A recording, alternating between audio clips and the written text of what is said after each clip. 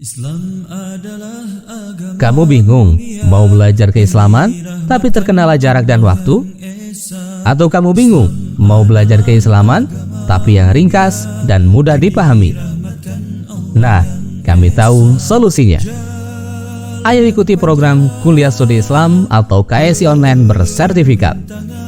Program ini telah diikuti oleh 100.000 lebih peserta dari seluruh Indonesia loh. Dan program ini 100% gratis. Kenapa sih kamu harus bergabung di program Kuliah Studi Islam atau KSI Online ini? Pertama, kedua, ketiga,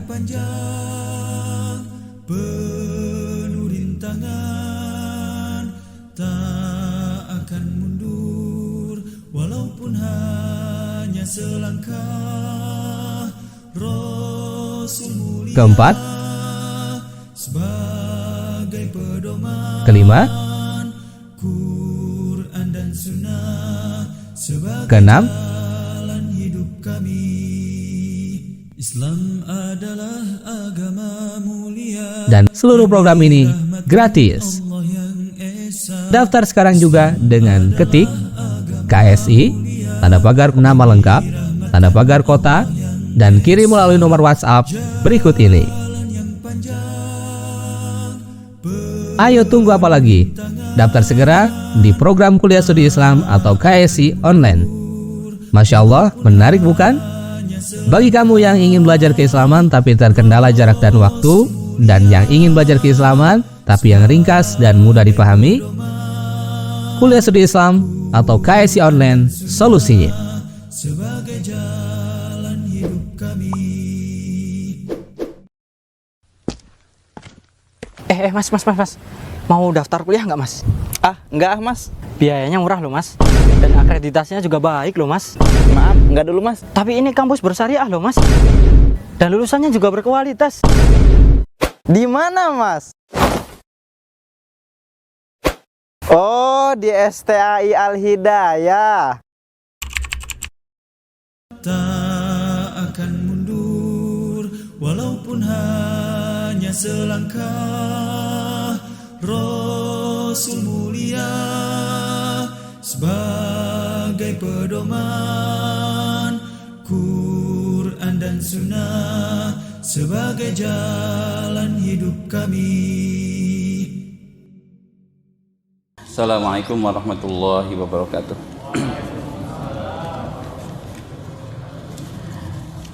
Innal hamdalillah nahmaduhu wa nasta'inuhu wa nastaghfiruh wa na'udzu billahi min syururi anfusina wa sayyiati a'malina.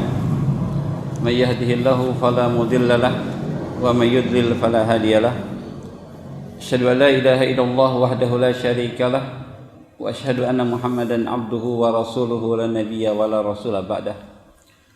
Allahumma shalli wa sallim wa barik ala nabiyyina Muhammadin wa ala alihi wa ashabihi wa man tabi'ahum bi ihsan ila yaumiddin, tsumma ma ba'd.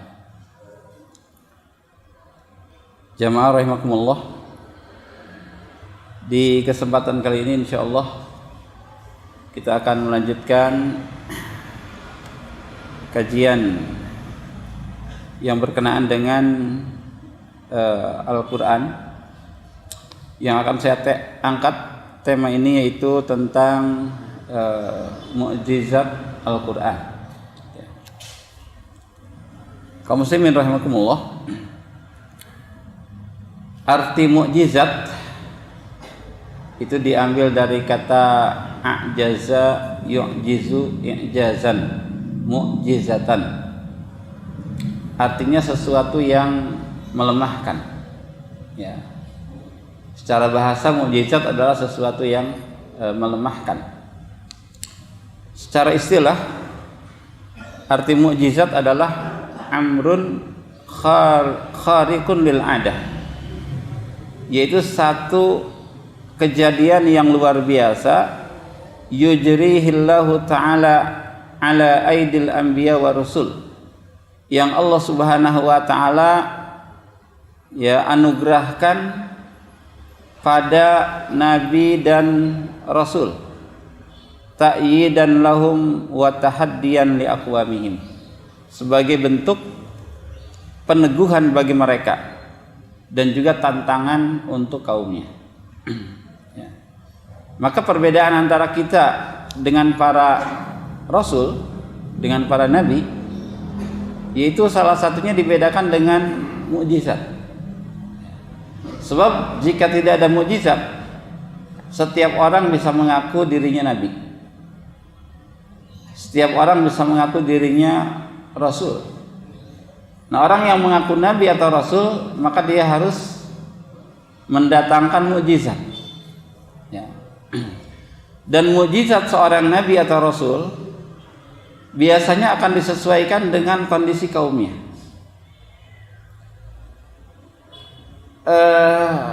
Di zaman Nabi Musa, praktek sihir itu sudah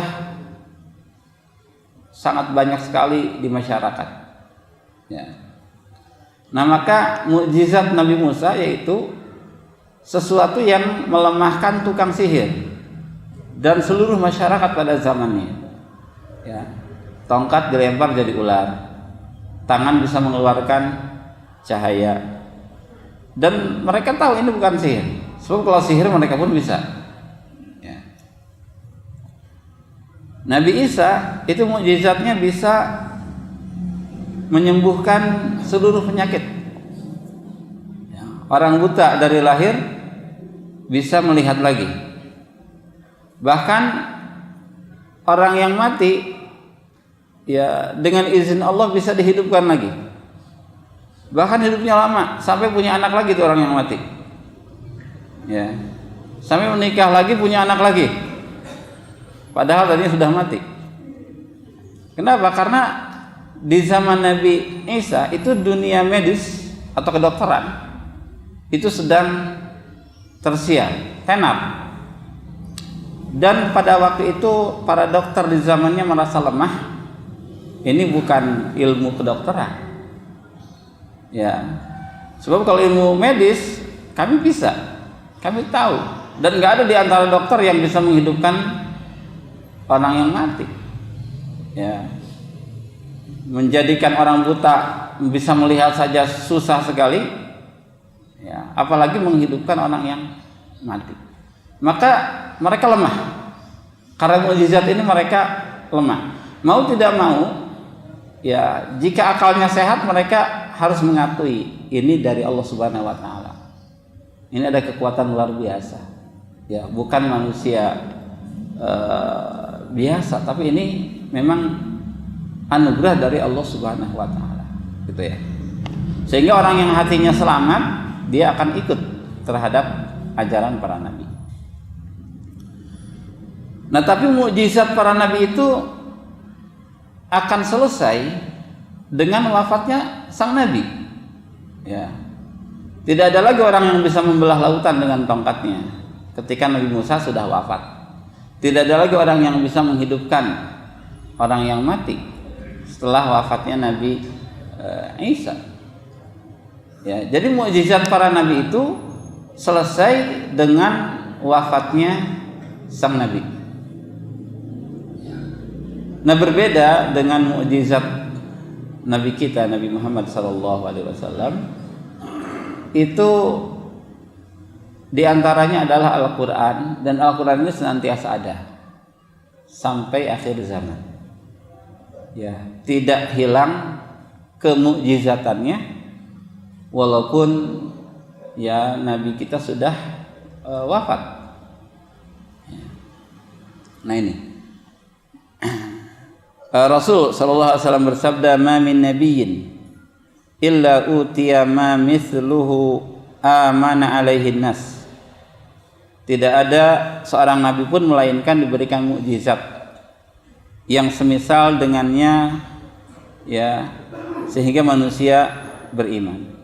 Wa inna ma kana alladhi utituhu wahyan yuha ilayya. Adapun mukjizat yang diberikan kepadaku adalah wahyu, berupa wahyu yang diwahyukan kepadaku. Fa arju an akuna aktsarahum tabi'an yaumal qiyamah, dan aku berharap aku adalah nabi yang paling banyak pengikutnya pada hari kiamat.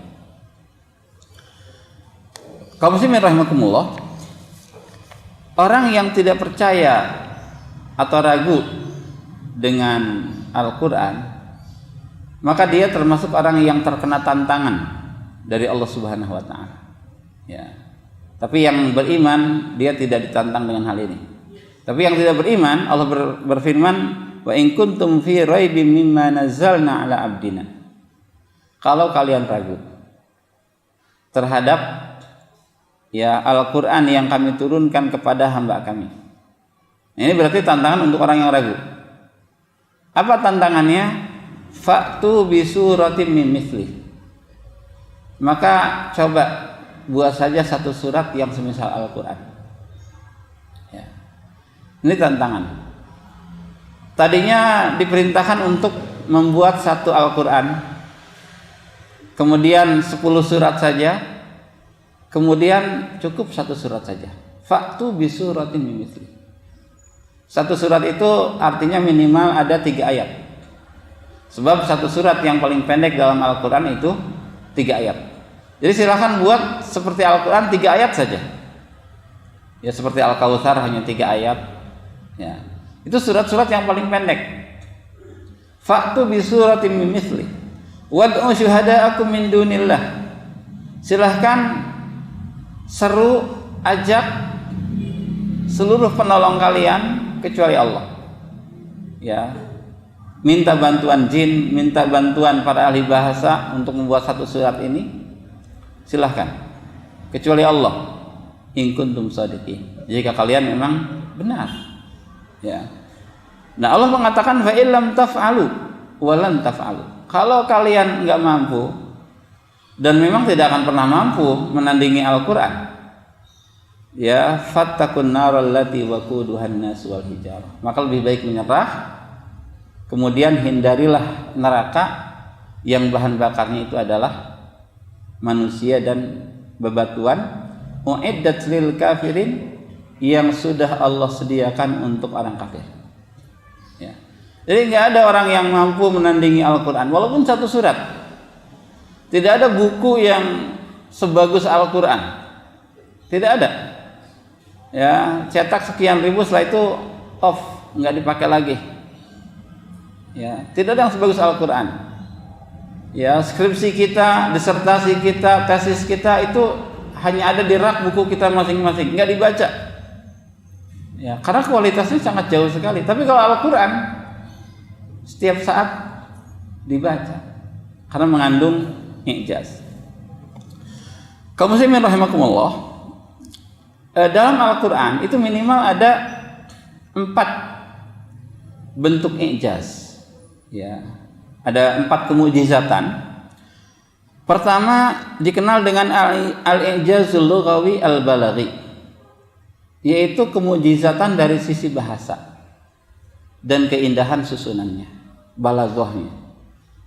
Yang kedua ada al-i'jaz fil akhbar bil mughayyabat, i'jaz tentang kabar hal-hal yang gaib, yang Allah kabarkan ternyata realitanya benar terjadi, padahal hal itu belum terjadi tadinya. Tapi ketika Allah mengabarkan, pasti kejadiannya sama dengan apa yang Allah kabarkan. Ya. Kemudian ada al-i'jaz al-ilmi, kemukjizatan dari sisi ilmu pengetahuan.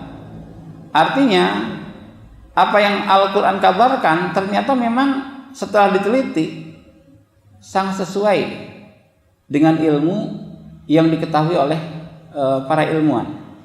Kemudian yang keempat al-i'jaz at-tasyri'i, ya, i'jaz dari sisi syariat. Syariatnya syariat yang adil, syariat yang sangat indah, syariat yang berlaku dan senantiasa sesuai ya di setiap tempat dan zaman. Ya, itu i'jaz tasyri'i. Contoh dari i'jaz dari sisi bahasa. Ya, bahasa Al-Quran itu walaupun pendek tetapi kandungannya sangat luas. Seperti firman Allah, inna a'tainakal kautsar. Sesungguhnya kami menganugerahkan kepadamu wahai Rasul Al-Kautsar. Nah, Al-Kautsar ini walaupun satu kata, tapi makna Al-Kautsar itu banyak. Al-Kautsar itu adalah al-khairul katsir, seluruh kebaikan. Ya, kebaikan yang banyak itu Al-Kautsar. Dijadikannya beliau sebagai nabi, itu Al-Kautsar. Diampuni dosa-dosa, itu Al-Kautsar. Akan masuk ke dalam surga, itu Al-Kautsar. An-nahru fil jannah, atau sungai di surga, itu namanya Al-Kautsar. Inna a'tainakal kautsar. Ya. Simple tetapi maknanya sangat dalam. Ya. Kemudian dari sisi bahasa adanya susunan kata yang ya simetris, seimbang.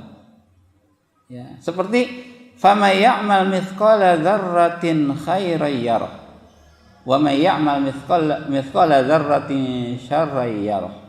Ya seimbang, disebut khair, disebut syar. Ya. Siapapun yang beramal walaupun sekecil zarrah, maka dia akan, siapapun yang beramal kebaikan walaupun sekecil zarrah, dia akan melihatnya. Dan siapapun yang melakukan amal keburukan walaupun sekecil zarrah, ya seberat zarrah, dia akan melihatnya. Ya, zarrah itu adalah seekor semut yang kecil dari jenis yang terkecil. Ya, itu. Nah, kemudian kalau kita baca dari sisi tajwid, ya, faman ya'mal mithqala dzarratin khairan. Kalau khairan dia dibacanya jahar. Ya. Kalau khairan dibacanya jahar. Jahar itu artinya jelas, nampak. Artinya amal kebaikan sekecil apapun pasti dibalas. Dia akan melihatnya. Pasti. Tapi kalau syar, wa may ya'mal mithqala dzarratin syarran yarah, dia ikhfa. Ikhfa itu artinya tersembunyi. Sehingga para ulama mengatakan amal keburukan itu belum tentu dibalas oleh Allah. Bisa jadi ditutupi oleh Allah. Karena ada ampunan Allah Azza wa Jalla. Ya, Allah Maha Pengampun. Ya, bahkan ada orang yang datang kepada Allah membawa dosa seperut bumi dan dia bukan orang yang menyekutukan Allah, itu kan keburukan. Ternyata Allah Azza wa Jalla hapus ya dosa-dosanya itu. Allah memberikan ampunan sebesar itu pula. Artinya kalau syar itu diikhfakan, belum tentu terlihat. Ya. Tapi kalau khair itu pasti dibalas oleh Allah Subhanahu wa taala. Gitu ya. Nah, kemudian kaum muslimin rahimakumullah, dalam takdim dan takhir, ya, pengedepanan dan pengakhiran sebuah kata. Misalkan dalam surah Abasa, ya, dalam surah Abasa ayat 33 sampai 36, Allah Subhanahu wa taala berfirman, ya, fa idza ja'atis shakhah yauma yafirrul mar'u min akhihi wa ummihi wa abihi wa sahibatihi wa bani. Ya. Dan apabila datang suara yang memekakkan atau tiupan sangkakala yang kedua, ya, fa idza ja'atis shakhah, ketika datang tiupan sangkakala yang kedua, ini berarti hari kiamat. Hari di mana seseorang sangat takut. Ya, ada ketakutan yang luar biasa. Seseorang hanya ingin menyelamatkan dirinya. Ya, seseorang hanya ingin menyelamatkan dirinya dan tidak peduli dengan siapapun. Sampai di dalam tafsir Ibnu Katsir dikatakan bahwa Isa alaihissalam itu pun sampai lupa terhadap ibunya. Tidak memohonkan keselamatan untuk ibunya. Ya. Karena ini perkaranya sangat menakutkan. semuanya lari. Yang dia pikirkan hanyalah dirinya sendiri. Nah, kalau lari, yauma yafirrul mar'u, hari ketika seseorang lari, biasanya lari itu dari orang yang jauh dulu atau yang dekat dulu? Yang jauh dulu. Yang jauh dulu ditinggalkan. Baru yang terdekat pun akhirnya ditinggalkan. Itu lari ya. Nah, di sini disebutnya yauma yafirrul mar'u min akhihi wa ummihi wa abihi. Hari ketika seseorang lari dari saudaranya, kemudian lari dari orang tuanya. Kita dengan saudara kita, dibanding kita dengan orang tua kita, lebih jauh siapa? Saudara. Gitu ya. Ke orang tua lebih dekat daripada ke saudara. Jadi saudara yang disebutkan terlebih dahulu. Ya, min akhihi. Baru wa ummihi wa abihi. Kenapa ibu dulu yang disebutkan? Sebab suasana yang menakutkan biasanya bapak lebih bisa menolong daripada ibu, gitu ya. Maka ibu dulu yang ditinggalkan, baru bapak. Sebab bapak biasanya yang bisa melindungi dalam kondisi menakutkan. Ya, setelah meninggalkan saudara, baru meninggalkan ibu. Setelah itu baru meninggalkan bapak. Wa ummihi wa abi. Kemudian wa sahibatihi, meninggalkan istrinya. Kita dengan istri kita dan kita dengan orang tua kita lebih dekat kepada istri. Istri tiap hari ketemu di rumah. Orang tua lebaran doang ketemunya. Kalau sudah punya istri ya. Atau sebulan sekali. Tapi dengan istri lebih dekat. Ya. Maka istri disebut setelah orang tua. Wa sahibatihi wa bani. Nah, ini orang yang paling dekat kepada kita adalah anak. Tapi anak pun ditinggalkan pada hari kiamat. Ya. Wa sahibatihi wa bani. Karena istri itu ya, itu bukan bagian dari kita. Beda dengan anak, itu adalah darah daging kita. Maka orang yang paling dekat di sini adalah anak. Maka anak ya manusia yang paling terakhir ditinggalkan pada hari kiamat, karena dia yang paling dekat.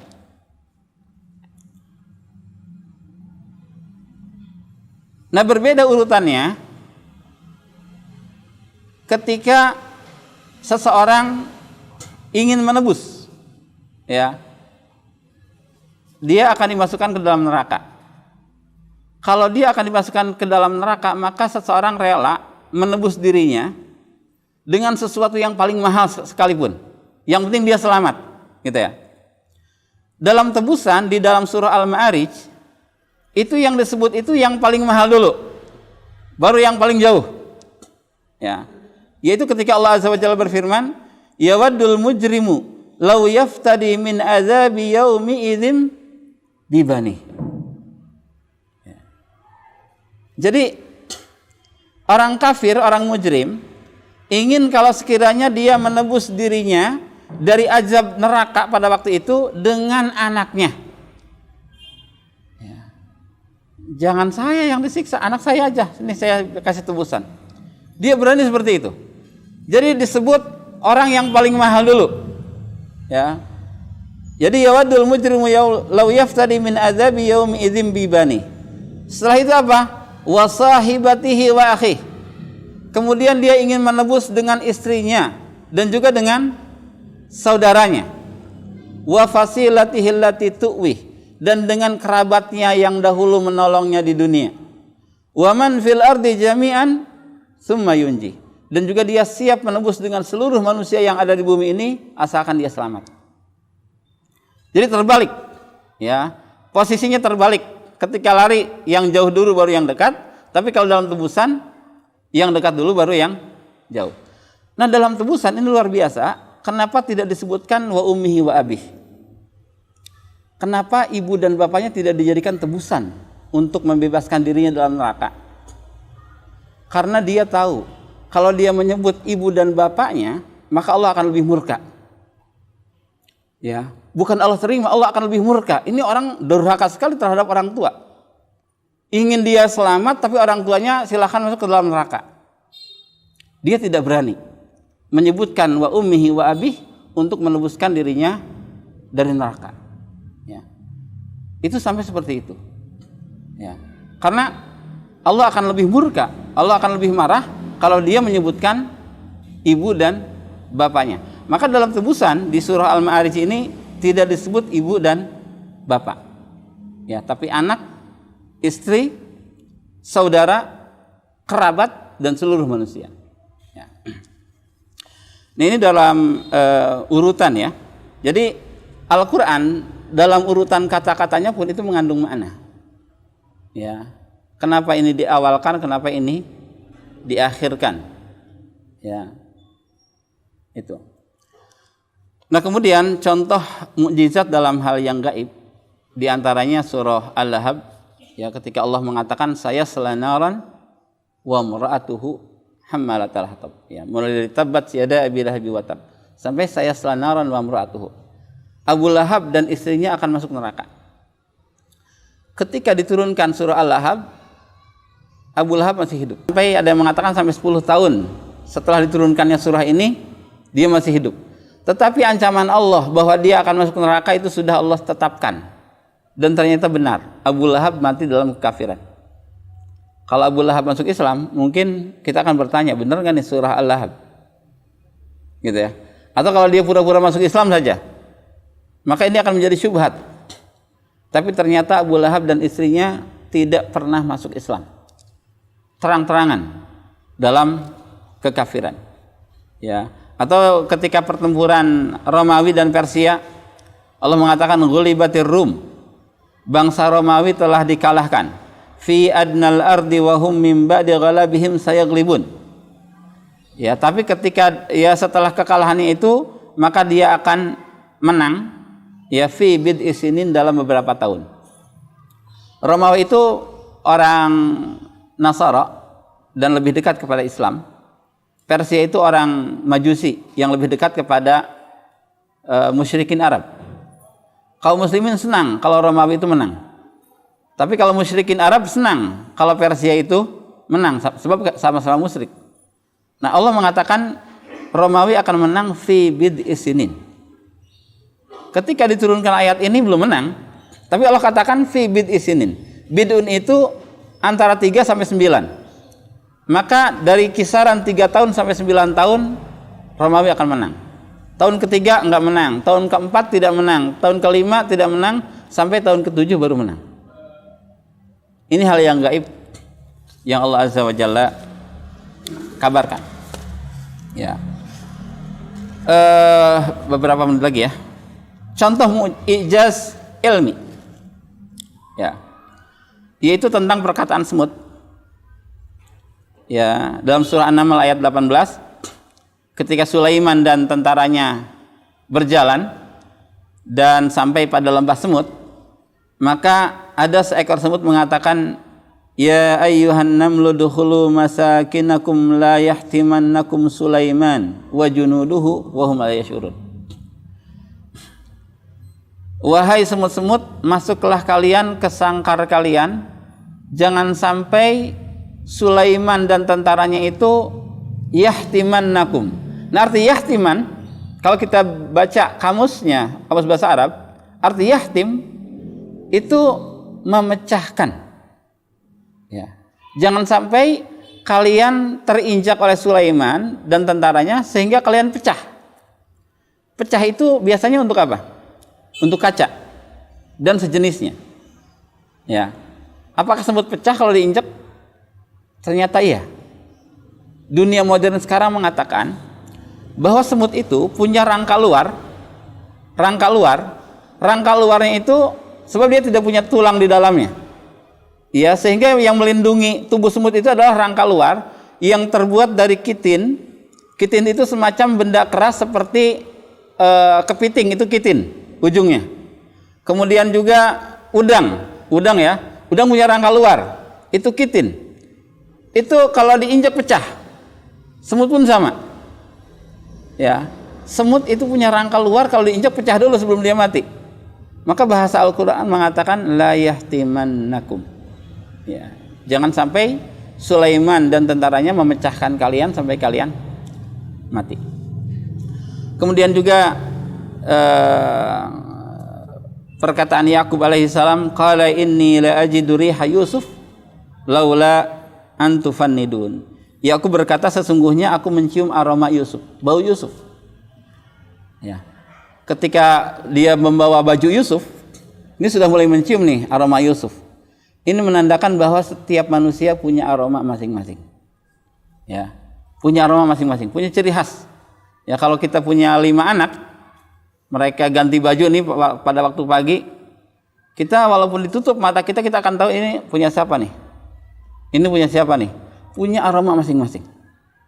Ya, ini pun sudah Al-Quran tetapkan bahwa setiap manusia punya aroma. Ya. Ini di antara ijaz, ya, ada beberapa ijaz yang mungkin tidak kita bahas ya karena sudah jam 8 lewat. Ya, insya Allah kita akan baca lagi ya tentang ijazul Quran, sangat luar biasa. Ya, karena memang Al-Quran mengandung mukjizat yang luar biasa. Subhanakallahumma wa bihamdik asyhadu an la ilaha illa anta astaghfiruka wa atubu ilaik. Assalamualaikum warahmatullahi wabarakatuh. Tak akan mundur walaupun hanya selangkah. Rasul mulia sebagai pedoman, Quran dan Sunnah sebagai jalan hidup kami.